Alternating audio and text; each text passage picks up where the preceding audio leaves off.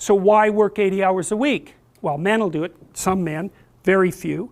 A handful of hyper-competitive men who are obsessed with hitting the pinnacle of the given dominance hierarchy they're in will happily work 80 hours a week, and they'll forego everything else. Relationships, family, children, way in the second category. And so those men are often very difficult to live with too, because they're so obsessed with their career. It's hard to have a relationship with them. And maybe they don't have much of a relationship with their kids, but they're damn good at what they do, and part of that is they're smart and disciplined, and they'll work non-stop all the time. It's like an obsession, and that's the sort of people who run things. Those are the people who run things. Well, they're often also disagreeable too, because you want to manage people? Really? They're not going to like you. You know, and it's not an easy thing to not be liked, and actually if you're an agreeable person, and women are more agreeable than men, it's quite painful to be disliked. But if you're in a managerial and executive position, the probability that people are going to like you is quite low. Those positions are very stressful, partly because of the interpersonal dynamics, and they're also incredibly, incredibly competitive. So we've got things backwards in our culture. We're thinking, at least in part, why aren't there more women in positions of power? Wrong question. The right question is, why are there any men at all who want those positions of power? Because it's not just positions of power. You have to be such a knothead to think that. Oh, it's a position of power. It's like, sure, but it's a position of overwhelming responsibility. And if you make mistakes, you're done. Right? It's not like you occupy that position of power and everyone does what they're told all the time and your life is easy. It's like, forget about that. People are on your case to do exactly the right thing all the time, 100% of the time. And maybe you want that and maybe you don't. So I don't know what people think is these people are all sitting in their offices with their feet up on the desk smoking cigars and oppressing the world. It's like, that isn't how it works. Those people, they work flat out all the time. So, and it's fine if that's what you want, and some people are like that. They're hyper-industrious people, right, from a trait perspective, no matter where you put them. If you put them in a forest with an axe, they just wander around chopping down trees non-stop, right, because it's built into them.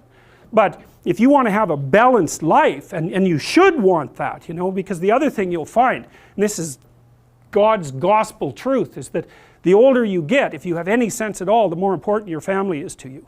Like the utility of your career, maybe that peaks around 35 or 40 and it starts to decline pretty rapidly after that. And what happens, if you're fortunate, you have someone in your life that you love, that you've woven yourself together with, and you have some kids so that you have something to do from the time you're 50 till the time you're 80. And so it's a real mistake. It's a barren future without children, man, I can tell you that. It's a real mistake. And so we do a terrible job of say, putting that image forward and saying, well, yeah, now, you know, because women have access to the birth control pill now and can compete in the same domains as men, roughly speaking, there is a real practical problem here. It's partly an economic problem now, because when I was roughly your age, it was still possible for a one-income family to exist. Well, you know that wages have been flat, except in the upper 1% since 1973. Why? Well, it's easy. What happens when you double the labor force? What happens? You have the value of labor. So now we're in a situation where it takes two people to make as much as one did before. So we went from a situation where women's career opportunities were relatively limited to where they were relatively unlimited and there were two incomes, to where, and so women could work, to a situation where women have to work and they only make half as much as they would have otherwise. And now we're going to go into a situation, this is the next step, whereas women will work because men won't. And that's what's coming now. So there was an economist article showing that 50% now of boys in school are having trouble with their basic subjects. And you look around you in universities, you can see this happening. I've watched it over decades. I would say 90% of the people in my personality class are now women. There won't be a damn man left in university in 10 years, except in the STEM fields. And it's a complete bloody catastrophe. And it's a catastrophe for women, because I don't know where the hell you're going to find someone to have a, you know, to marry and have a family with if this keeps happening. So, and you think when you're 19, because you're so clueless when you're 19, you don't know a bloody thing, you think, well, I'm not really sure I want children anyways. It's like, oh yeah, you tell how well you've been educated. Dismal. Without fail, I got to tell you, without fail, I've watched women go through their professional careers, many, many of them.